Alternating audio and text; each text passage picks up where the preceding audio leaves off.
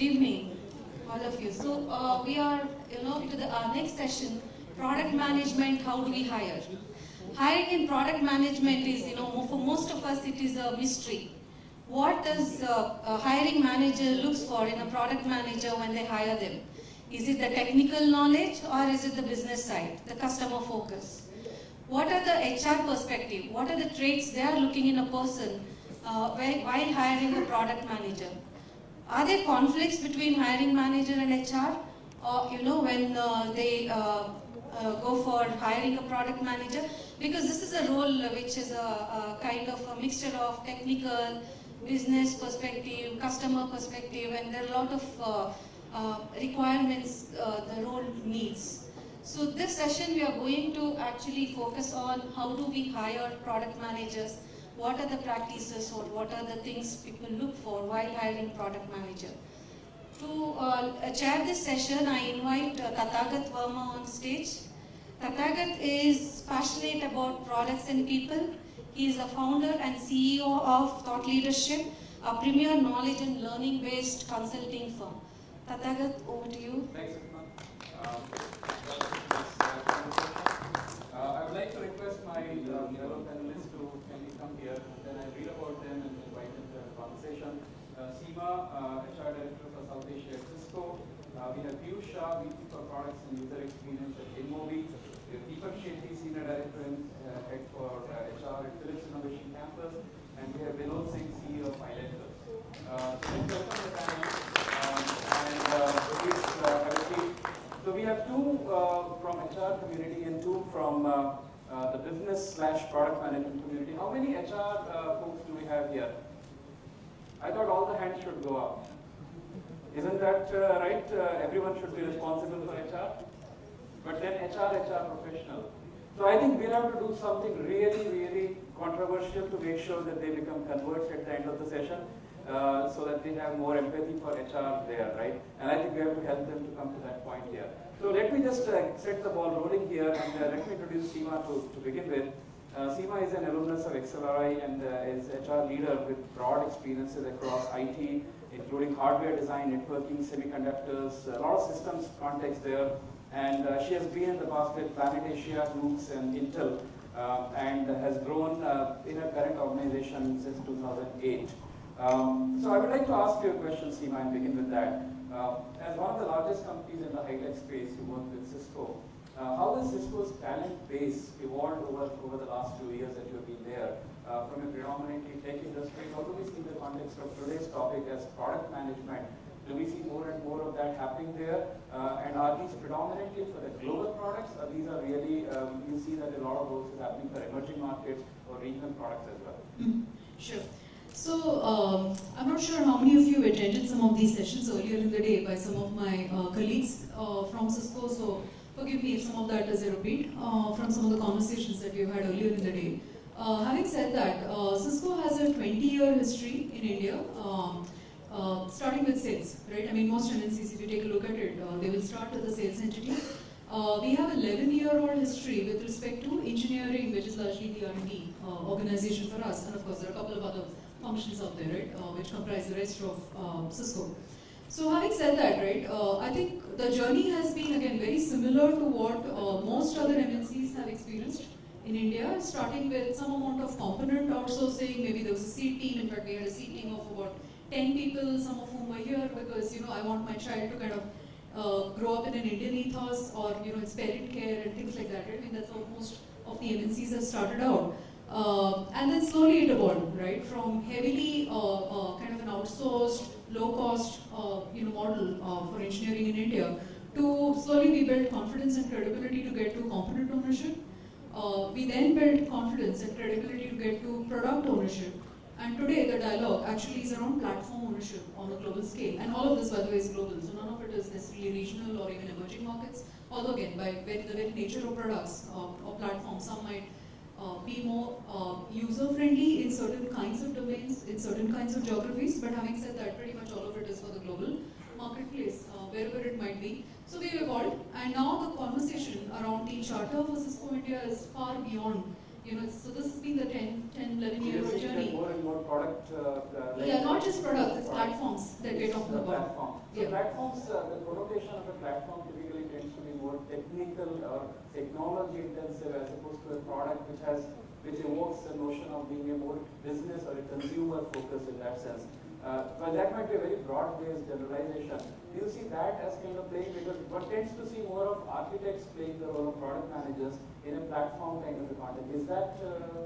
So actually at Cisco, the definition is slightly different. We're talking about platform as an evolution of products, right? So there's components, then there's products, and then there's platform, right? So you're talking about, when you think about the nature of the workforce, right? For each of these, you need different folks at different parts of the life cycle. Right? So examples of that could be, for example, for products, right? You start with, let's say, architecture, you go design, validation, testing, and then some form of customer interface and so on, right? On the other hand, if you think about it from the front-end perspective, right, you're also talking about very deep R&D, which may not even be about what we're doing in the next year or two. It may be about where we need to go in the next 5 years, right? So that's very deep R&D in the front end of it. There's domain and industry expertise that we're talking about. We're also talking about what is the customer outcome and what is the customer impact, which requires extremely deep domain expertise, right? And then at the other end, then it requires extremely deep customer interface once again and understanding. So given the fact that somebody like Cisco has customers globally all over the world, are these roles happening in India, and how do you get the right people to play these roles? So there's two parts to it. One is the nature of the talent and how do we build it up, which I believe is the focus of this panel. So we'll get a little bit deeper into that. So how do you build those capabilities? Where do you hire them from? And they're practically non-existent, right, in this market. So that's one side of the equation. The other side of the equation is how do you continue to evolve the job scope? You cannot just simply build capabilities in the absence of an ecosystem within which that job scope can be successful. So those are the two parts of the conversation that we're trying to build up within Cisco parallel, and we've had some. So we'll come back to that. I want to actually now talk to Piyush, who heads the product and user experience at Inmobi. Because that's a big contrast from an MLC where you, like you said, Seema, I mean, you have the fuzzy front end of innovation, and when you do the go-to-market and you have more customer proximity. Here is a company which has built its complete tech stack and the products and services for global customers sitting in Bangalore, in India there.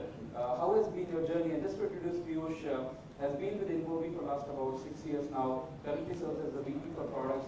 He is responsible for the overall vision, strategy and execution for the Inmobi product portfolio. Prior to taking on the role of VP products, he was the VP and GM for performance advertising and helping customers to acquire quality through app installs. Has over 30 years of experience and is an alumnus of ISP Hyderabad. So my question to you would be, Piyush, one is of course taking a segue from what we heard. How has been the journey for you at Inmobi in terms of building that kind of a products completely from scratch? You need people, obviously, we are in the talent game. How do you get when people like that kind of a competency are kind of difficult to, how's been your experience with that? Yeah, thanks, Nas. I think it's a pretty difficult job, for sure. One thing we're pretty clear at Inmobi as a build out, I mean, we're pretty clear from day one that we got to build something that is world class. We got to compete against the biggest guys out there and possibly defeat them in what we're doing in mobile. So the basic philosophy is that product managers will not descend from heaven and land somewhere and suddenly do what they do.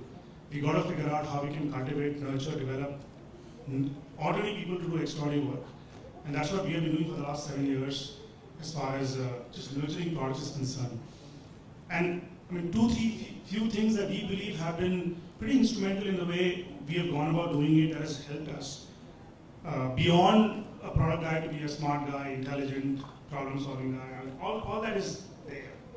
But what are the X factor? What are the few things that I believe we have done fairly well, and still a lot to be done, where we got the confidence of doing what we've done? I think one big thing for us is, really thinking big like crazy. It's just a cliche term, but the sheer belief and conviction that we as Indian product managers are in no way or form any way lesser than what our folks out there in the valley are doing is very, very critical. And we see that all the time. I mean, there are all our own friends and batchmates who are out there doing similar roles and building similar products out there in Google, Twitter, and Facebook.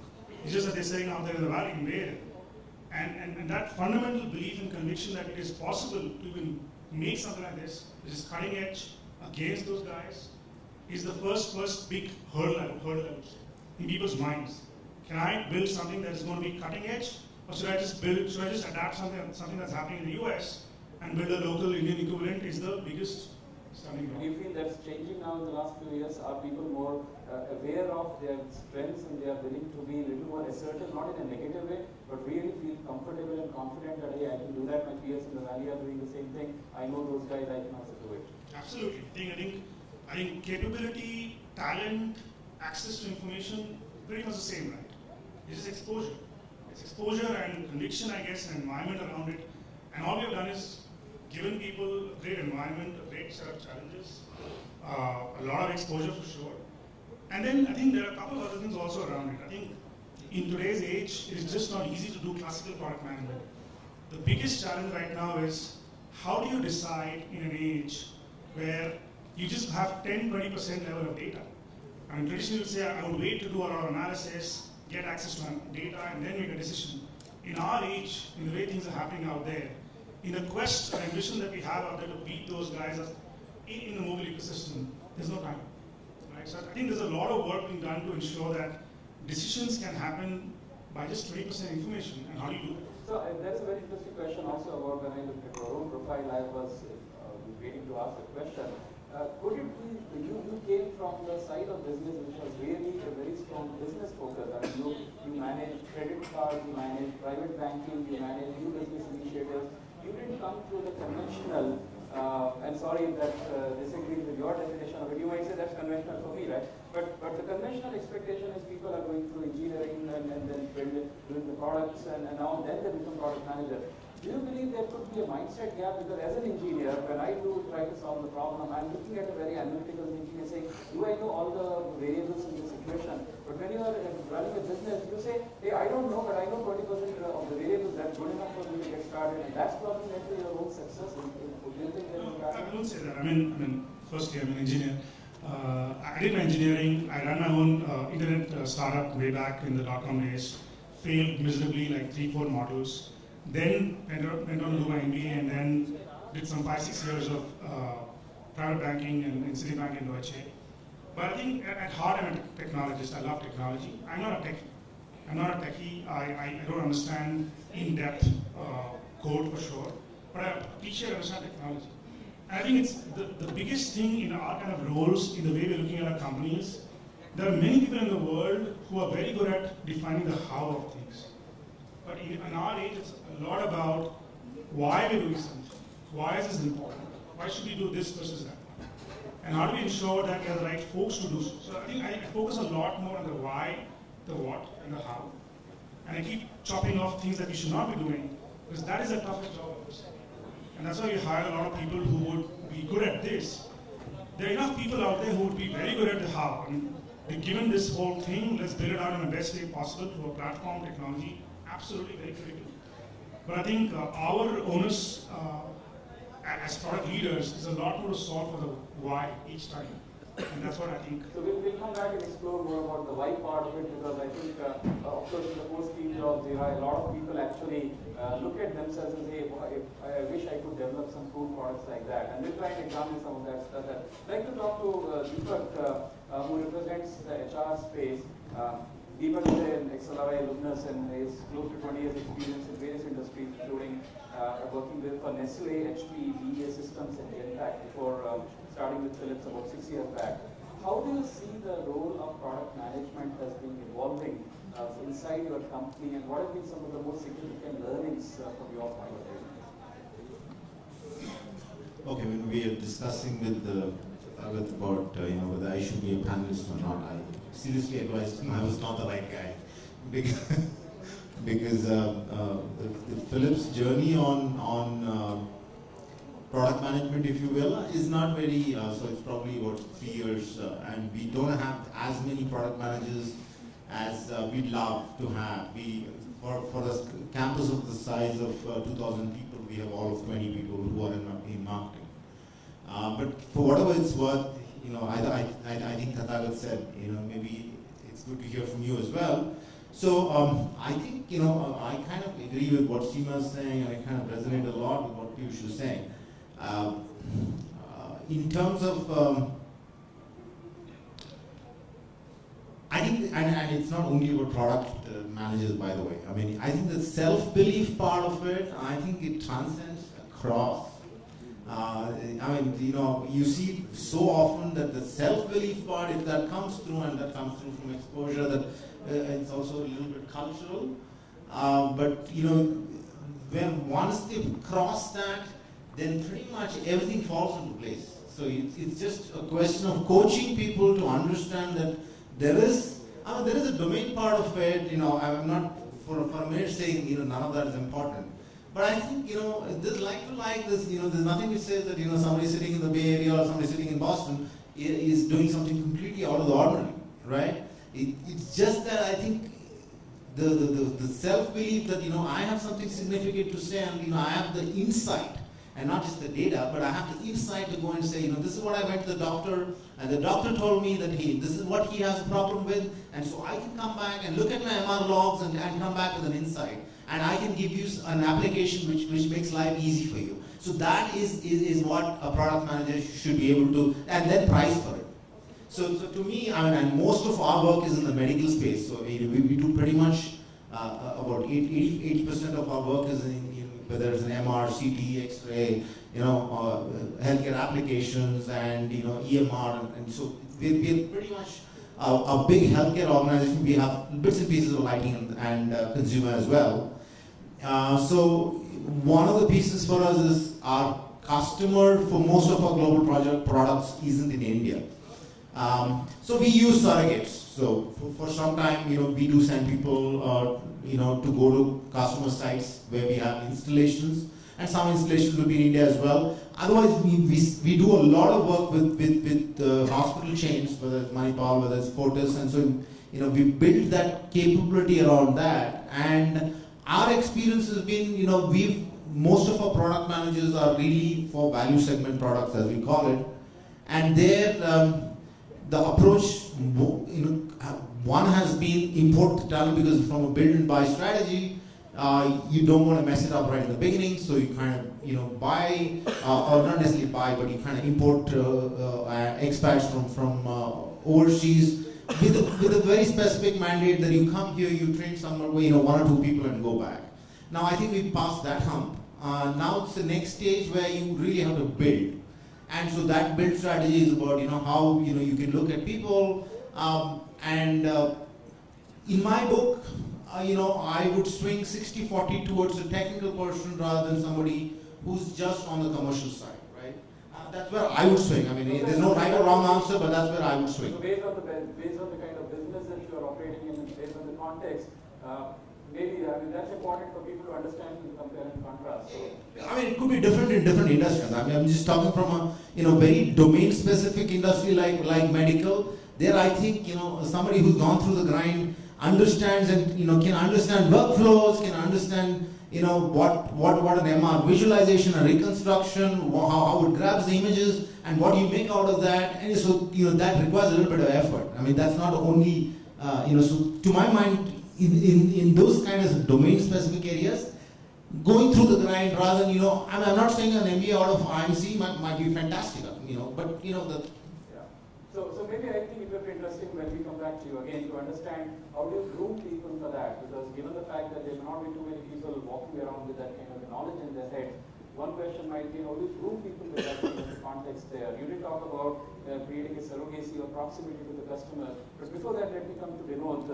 And Binod, you've seen a lot of technology ups and downs in terms of your sheer experience from the context, and having co-founded Ilantus close to 15 years back, and someone who's running the business between US and India, how do you see some of the recent trends and how is it changing there?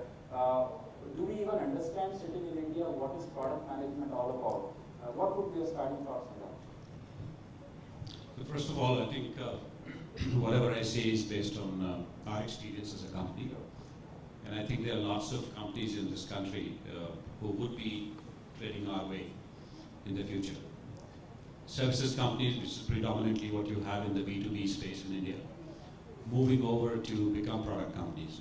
and that's what we are all about.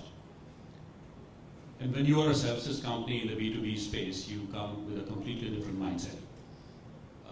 I, as a CEO, just about 8-9 months ago, had, I would say, very little idea in terms of what value product management can really bring in to the product organization itself. And I must confess that when the whole journey began for us, we started building our products 2 years ago. But the product management aspect of it became visible in the company only 8 months ago. We had the first product manager hired just about 7 months ago. And all this while, we didn't even realize that there was a need for something like this. We had a lot of tons of experience in services. We thought we knew what kind of product we want to make, and we thought once we make the product, they'll sell, because we know the domain pretty well. It's only when our product head came and attended a course in IPL that it became relevant to him, and it dawned upon him as to how important it is. So I think if I have to, first of all, unwind the journey back and do it again, the first thing I would say is that the CEOs, not just the HR managers or the engineering managers or the product division managers, should be getting exposed to the product management function itself. And I think their institutions like IPL can do a great job of bringing CEOs into short courses, maybe a few sessions, to expose them to how important it is. And I'm talking about small organizations like ourselves, as opposed to Cisco or Inmobi, which are product companies, they know all about it, and so on. Absolutely. So that's first. Having said that, over the last quite a few months, I got very involved in the whole process. And I'm beginning to recognize and realize a few things, that if I have to hire a product manager, we have gone through our own hits and misses in that. The most important thing to me today would be who's being hired, and does he know as to who we are? Because as opposed to a Cisco or a Philips, an Ilantus is going to be a very, very different culture. And there could be a complete misfitment and disillusionment from the person who comes on board, and it could be both ways. What's important is to really spell out as to what is it that we're looking for and what are the limitations of the organization. We don't have a big cash chest, for example, as opposed to many organizations who have gone for IPO, product organizations. So one has to manage within very, very meager resources. That's the first constraint. The second is there is no treaded path in our industry. There's very little experience of services company transitioning to become product companies, and that too in the Indian environment. So it's going to be a continuation of IPL in Ilantus, if somebody comes in, and he has to be prepared for that.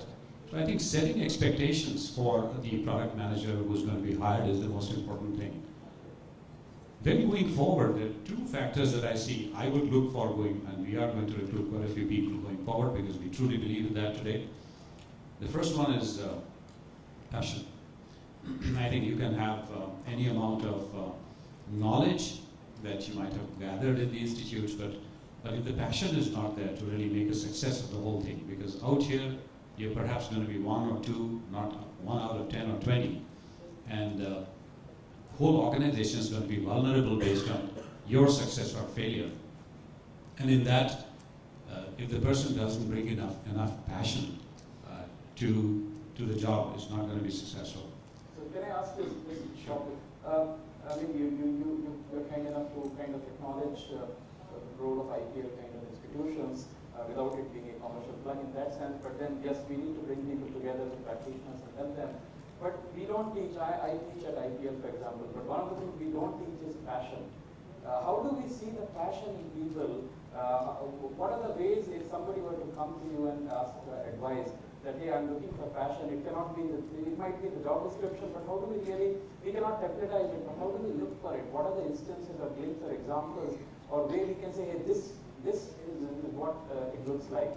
What would be your thoughts on that?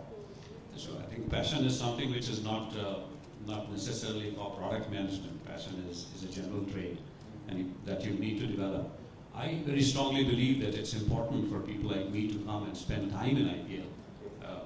at least twice a month, and talk about our journey and experience, and talk about as to how passion has made a difference, or both ways to an organization.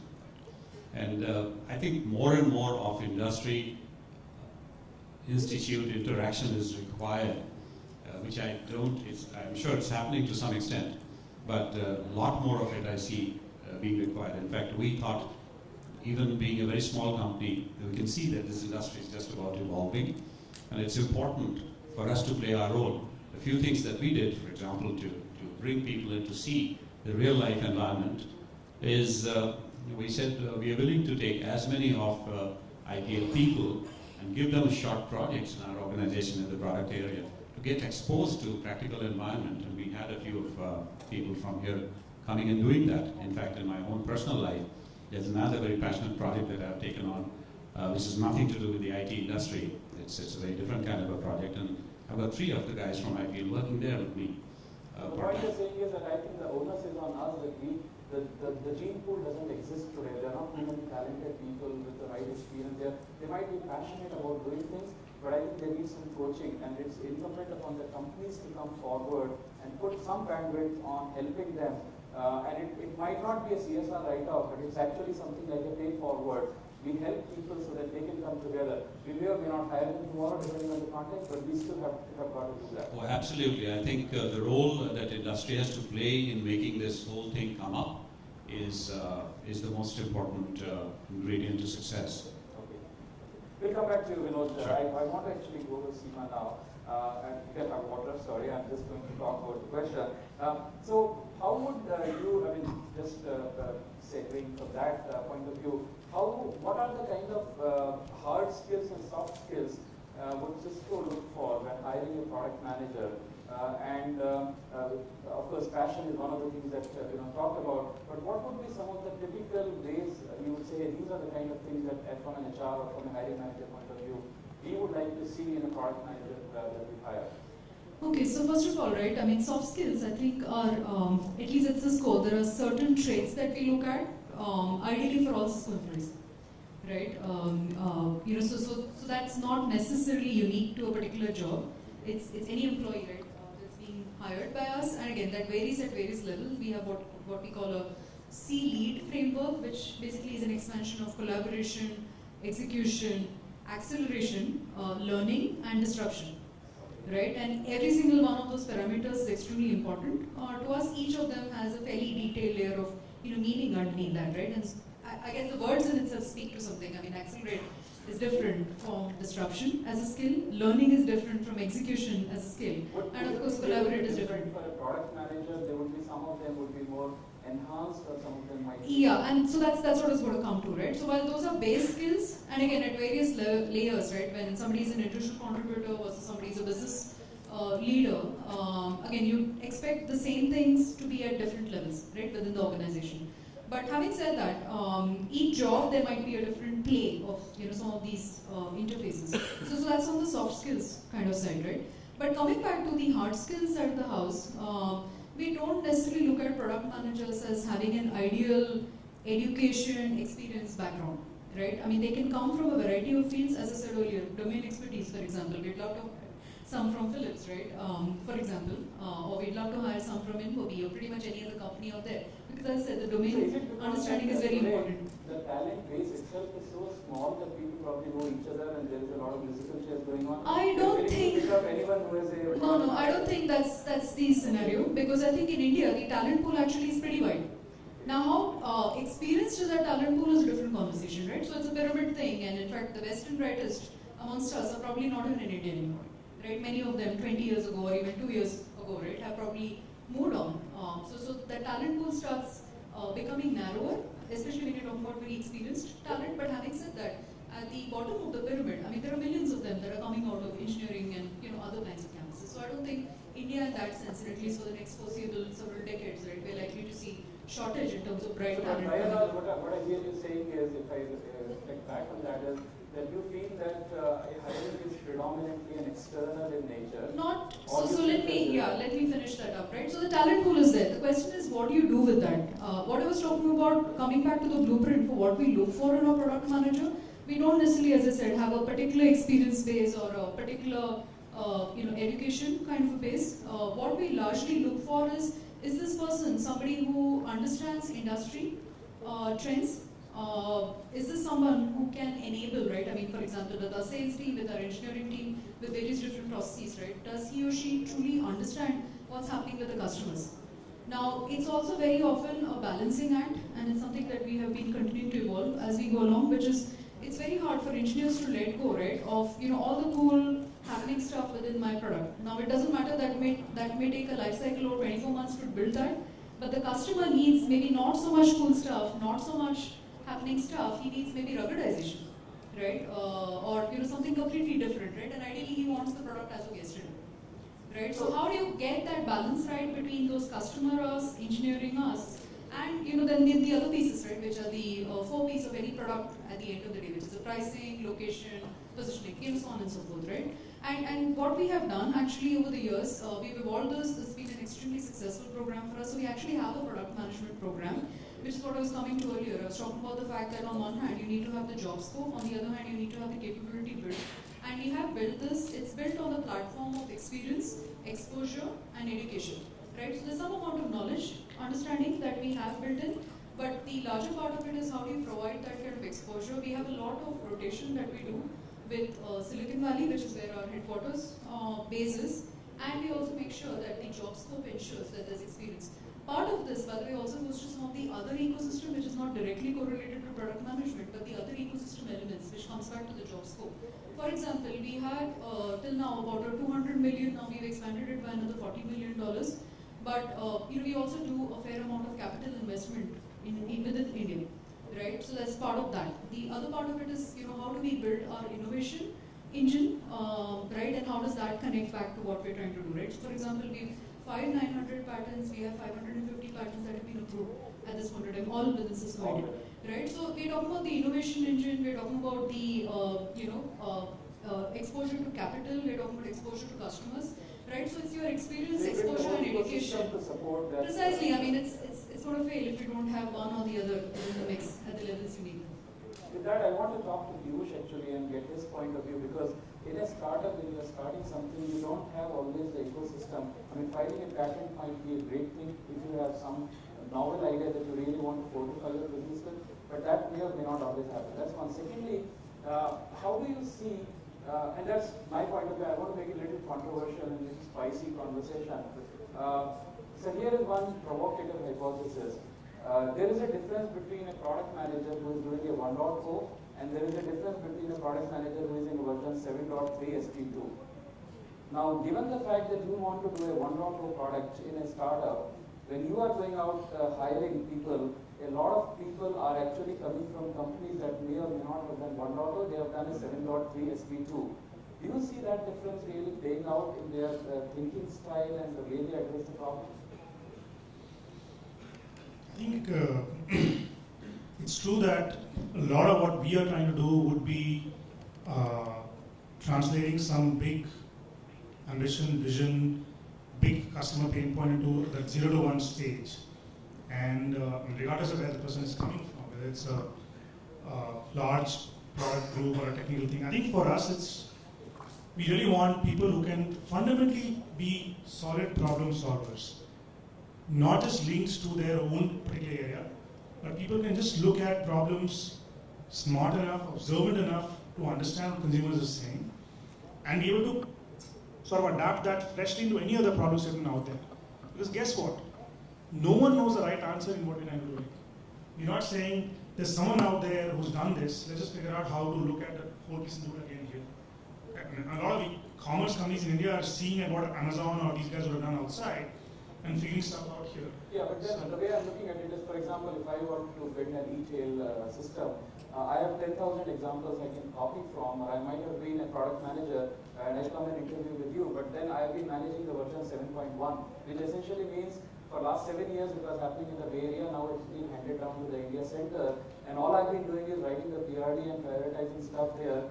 As opposed to that, your expectation is, hey, Giri, I don't even know what we are going to build there, go out in the market, figure it out. Does that require a fundamentally different mindset? It does require a different mindset, but I don't want to bracket people who have done work in these traditional orgs as someone who are not capable of doing so.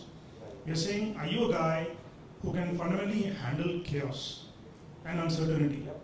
We just, I mean, there's so much shit happening out there, trust me, that the PM who comes in has a pretty thankless job. You have to figure out an ability to sort of influence people for a vision, for a strategy that you have figured out. And you have to influence those people without authority or control, right? Across product, across engineering, across business. Your assets are on the line because you're a product-driven company, and you got to make sure that your strategy is right, and that's translating to revenue, although you don't own revenue or people out there. So it's a hardcore job of ability to influence people around you without control or authority, right? And ability to be resilient enough for all the stuff that will be thrown to you, and yet sort of handle that chaos, handle uncertainty. I think that's the fundamental bedrock of how we look at people, given where we stand today. And we are learning. We're also learning on what kind of people translate that. A lot of entrepreneurs out there who have run their, it could be a techie guy, engineer who's run his own company as a founder or whatever. We love those guys because those guys have gone through all those phases themselves. Understand what it means to not just code, but convince the other guy, hold on for the next 3 months, I don't have your salary, but I'll figure something out. A lot of that are plays that are important for us to have patience and resilience. One thing I'm always reminded of, one thing that Steve Jobs already said was, innovation is not about saying yes to every feature, it's about saying no. And from an agile point of view, where I do a lot of work, is we actually tell how many times you can actually say no. I mean, the product owner's role is all about saying no here. Now we Indians, so that's another mental model and hypothesis. We are not very assertive or very open about it many a time. Do you see that being able to gatekeep the entire feature requirements and being able to say no a lot of times there, is that, how does that play out in your experience of having building the products there? It's one of the, beyond the clarity on the why and ensuring that the rest of the org is sticking to the why. I think for most of these guys, it's completely on the trade-off piece. Because there's only that much data available. There are hundreds and thousands of business models sprouting every day, and blogs like TechCrunch or GigaOM or all would every day spew out big funding, $100 million, $200 million funding on different apps. And I'm sure people are looking out here to build something of their own are just confused, saying there is something out there already. So a lot of that is noise. A lot of that is something that you have to figure out. And I think beyond the chaos piece I talked about, beyond the influence things I talked about, I think just chopping things again and again is a big thing for us. Not easy. Chopping it and then telling people why you chopped it is also as important. So I think that's a very critical thing. Thank you. So I want to actually continue the conversation with Binod on that. You are also walking on the same path. You're putting the team together. At this point, it probably might be too early for you to say that, hey, we have an in-house program to groom people. You're probably looking at how the ecosystem can help you do that. What have been your learnings in the context of product managers' ability to provide value by their behaviors or by their gatekeeping, or how do they really just manage the pieces of business? What would be your... First of all, I think Piyush made some excellent points, and I quite agree with whatever he said. Again, I'll go back first to the point of hiring itself. It's very important. I have realized it's very important to de-sell the job in a company like ours than to sell a job. Because when the person comes in, he straight away hits upon so many constraints and difficulties that he was not told about. And that's the first problem. So you hired a wrong person because you tried to sell a job and you've been shy about admitting your weaknesses. So the very first step that you've taken is all wrong. And that's been one of the problems that we have faced. If I have to do it all over again, that's the first thing I'll do, I'll de-sell a job. Because we are not looking in a small company for somebody who's looking for a job. We're looking for an entrepreneur. That's the difference. So just to get the context, most of the hiring you are saying is coming from people with large company experience, and there is a certain expectation about how the big order of things happen, as opposed to how when you compress it down to 10 people or 20 people context. Is that the resetting you are expecting? Yeah, true. I'm talking about the expectation that we are setting from our side as Because the startup to startup probably will not be dramatically different. Correct. See, there's not a lot of experience in the industry today for product managers. And if they have, it is coming basically from large organizations, a particular kind of experience that they have. So the very mindset in terms of what you expect to do as a product manager in a small organization is can be all misplaced. They may be thinking it's all well structured, and when you walk in, you'll have a certain way of doing things. As you rightly said, there's a lot of chaos. And they are a much larger organization. In our organization, there'll be more chaos. And you've got to really deal with that. So as I said, the most important thing out here is somebody who really enjoys being an entrepreneur, enjoys demolishing things, enjoys saying no's, enjoys convincing people and being very fiery about it, have that passion of an entrepreneur rather than doing a 9-to-9 job. So that to me is very, very important. Otherwise, the other thing that I would say here is, and this is kind of a warning that I want to fire in the industry. We shouldn't end up becoming in product engineering and management also like an organization, like an industry, what has happened to the software industry, where people have looked at just big price tags. And then every time I look at EcoTimes and look at somebody who's been offered 2 crores on just coming out of the institution and everybody saying wow about it, I just keep on wondering what kind of disillusionment this guy is going to have 2 years down the line. Because I think it's important that people who are coming out of institutes or who have been there for a while as product managers need to realize what is it that need to understand, and they've got to ask themselves that what is it that they are looking for, and a company that they're going to join, is it going to give them that or not? It may not be money, it may not be great stature in the industry, but it could be incredible experience, and if that's what people are looking for a year or two, maybe a company like ours could be a great place to be in. But if one is looking at a very structured kind of a thing, to learn that, no, we don't have that. We won't be able to offer that. Sure, thanks. I want to just get Deepak to you, and then we'll open it up for Q&A. On how do you groom internally, given the fact that you have more, we talked about deep domain competency, which I guess when you're working with the modalities and devices, you probably spend a number of years before you get it. So obviously it's not possible for somebody with another competency or another domain to just completely switch over tonight. Is that a right assumption? Yes. If it is yes, how do you go about internally grooming people and identifying the talent who could play the role from a product management standpoint? May not want to get the same label as a lot of other companies might say, but given the fact the role that they are doing is very close to what we expect as a product manager, how would some of those factors be at play in your context? Yeah, so aspirationally, I've seen, most of my conversations that engineers want to go closer to the customer. So getting them to opt for that is never a problem. So your best and the brightest want to go there, right? So when you do your talent reviews, so you kind of know, here are the people, and then it's an easy conversation to kind of identify the target set. Now the question really is, given the fact that the customer, large customers are not necessarily here, then you kind of have to fit in surrogate sometimes.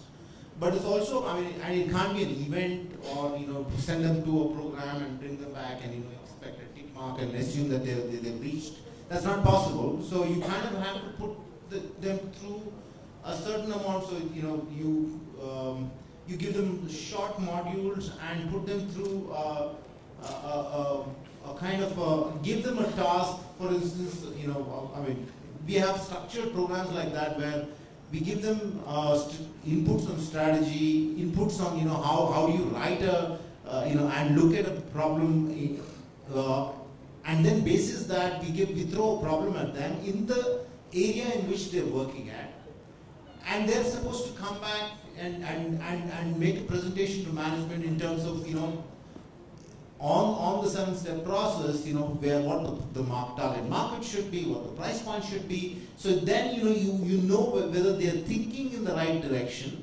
And then what I've seen in the past is that management will also throw money at them and say, okay, at least for out of, I mean, I actually, when we had the discussion, I was coming out of a meeting when we had a last week discussion where the entire India management was sitting and reviewing it. And for out of the 5 people who got reviewed, for 3 people, the India CEO said, you come and tell me how much money you want. You come and tell me how much money you want, because I think this has got potential. So, I mean, that's the way you kind of then, groom people and say, look, this is something that can make value. To your point about domain, of course, I think, in medical, I presume that is a little larger, because, if you don't know the, the internals of healthcare workflows, hospital workflows, or, image reconstruction, then it becomes a little difficult for you to kind of understand what the doctor or the hospital administrator, depending on who your customer is actually going to buy. Context is more important. Yeah. Okay. Thanks. So with that, I would like to open the floor for Q&A. Being a product manager, so maybe in the medical space it's very important, but in other spaces, in mobility or in others like retail, how important is domain versus general experience? Say, as you mentioned, entrepreneurs are somebody you look forward to having as part of product manager. So what's the mix you look for as experience? So how many generalists, how many specialists kind of okay? At a very high level. Any thoughts on that? I would say that unless it's a very specialized industry, like Piyush just talked about, domain experience is not so important to us. I think not having too much of that kind of knowledge is a good thing, because then one would be able to look at it with a far fresher thought process than a structured and predetermined thought process. Any different point of views from anyone else? Otherwise, I think what we try and do is, it's always a mix. I mean, there's a one-third of mix that try to establish. 1/3 of product guys who are solid, deep, technical guys who understand and can really get platforms done. 1/3 who have done some product management, have some domain understanding of our industry, have what you call as a classical PMI. And 1/3 would be entrepreneurs who come and disrupt, who are just eccentric, quirky chaps who would just challenge what we're doing and think freshly. So I think the mix is required. It's not important for us to get all of this like that. It will be chaos. But it's very important to have a mix of things in this manner. Then expect one guy to exhibit all these 3 things. That guy's a rock star. But really, it's important to have this mix. That's what we try. So I'd just like to second what Piyush has just said, right? I mean, it's very difficult to get one person who has all these attributes and so on. And which is where the collaboration that I was talking about, right, becomes extremely important, which is what is your network, and within the product management domain or outside of the product management domain, right, in itself, do you have those embedded networks, right, that enable you to reach out and say, hey, well, here I need an SME in this domain. On the other hand, I am an SME in this domain, but now I need someone who has the commercial, business, financial understanding of, is this product likely to make money for us or not? Right? Or on the other hand, hey, I need an SME in the technology space. So understanding what I bring to the table and what I don't bring to the table, and being able to have a network that enables you to do all of that, right, and bring the final solution at the end of the day, which for Cisco, for example, one of the thresholds we look at, which sometimes is a little tragic in my opinion, but one of the thresholds we look at is does it have a potential of $1 billion, right? And then it gets funded, and if not, then we have other vehicles, right, on the outside to get it funded, if it's a smaller threshold vehicle, for example. So having said all of that, right, I mean, that's really what we expect people to do. So I have a question for Piyush and for Seema as such. So I understand you guys love entrepreneurs and all that stuff, but my question was that what is the performance management, how is it, do you have a different performance management systems when you get entrepreneurs in? The reason I'm asking that is not very performance management savvy is the group that I envision. And the whole focus is about building great products, failing fast or getting into it. And sometimes your performance management structure, you would structure it to ensure that it caters to all employees as such. So are you planning to have a separate performance management cadre for entrepreneurs as such, which is just 1/3 of your product management organization, which could be 10% of your organization itself? Or do you have such measures, or are you yet to think about it? You want to go, or should I? Go for it. Okay. Well, we have done something very dramatic actually. for the entire organization across product tech, regardless of where you come from, we have cut away the whole concept of variable bonuses based on quarter-and-quarter ratings or achievement rates. Or we're saying, if I ask you to define an OKR or a goal for the quarter, and you know that your quarterly bonus is going to be defined by the success or failure of that OKR, by design, you're not going to think big. By design, you're not going to aspire or stretch for something that you actually could have done. And so we've just shut the whole thing out. We said the whole, whatever the number would have been is all fixed across the year. We want people to take much bigger stretch goals, much larger goals, and not getting constrained by trying to put sort of conservative goals just because my bonus will get affected. So we've changed that not just for entrepreneurs, but also for engineers, or product guys, or whatever. And with the philosophy of saying any guy, if you put all the belief and conviction and passion together, they are capable of doing 5x, 10x of what you're doing today as an output, and that we can generate in India. Then why constrain people? Just let them lose free and have performance management of that kind, not of the kind that will constrain people's thinking or ambition.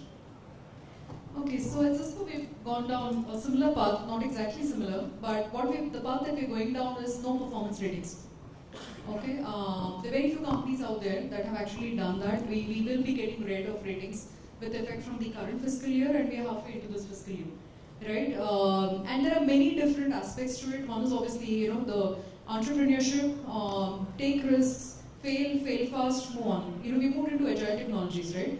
Which partly expects that, partly also because, how do you balance out the individual contribution versus the team contribution, right? Because ratings typically take into account individual contribution and not, how did you perform when you were a part of a team, right? It also does not take into account, for example, especially when you're talking about individual contribution, how did you do that? Did you step over so many bodies in your path to success, right? Or have you done that along with, in a way, where, it's largely Cisco approach, and you enabled Cisco, right? You may have failed, but you have enabled Cisco at the end of the day, right? And so there's many different aspects to it from a philosophy standpoint. Also, we are poised for some extremely key business transformational changes, and all of this conversation is in line with, where is it that we want to go as an organization, what kind of culture are we building for ourselves. So we basically just run away with ratings. Right now, it's a great source of fear both for our people managers as well as for our employees, because you've been used to that for so many decades that when you take that away, it's almost a crutch, right? It's very easy to say, hey, I wanted to give you X rating, but in the calibration session, right, I was forced because of the bell curve to do Y, right? I mean, that's almost a crutch very often, right? Or on the rewards or promotion when it comes to those kinds of things, to once again use those ratings as a crutch, because almost the minute you have that 1.5 rating scale. Now there will be a great case study of how this has worked. So we're very excited about where we're going with this journey. There are some other things that we've done around the whole people strategy, right, that is expected to enable a lot of this conversation. Well, thank you. Sorry, Will, actually we are almost at the time, and I want to give it back to Sushma now because I think so I would like to thank all my panelists here for sharing their views. Since we've run out of time, I don't want to take more time before the next session gets done. So I would like to request all of us to give a big round of applause to our panelists here. I call Sundar Vadaraj on the stage to hand over the token of appreciation for our panelists. You just need to do right. So I'll just save it. And also, while doing that, do you have any, want to pick up a favorite question of yours from the audience?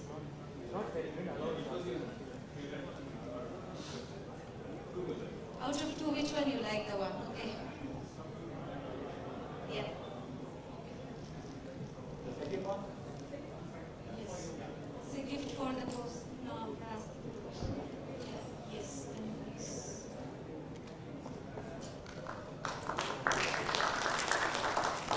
Sundar, can we hand over the token? So, first it is Piyush.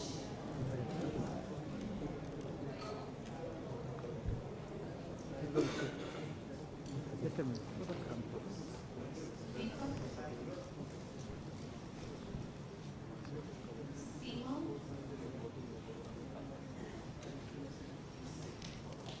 Binod.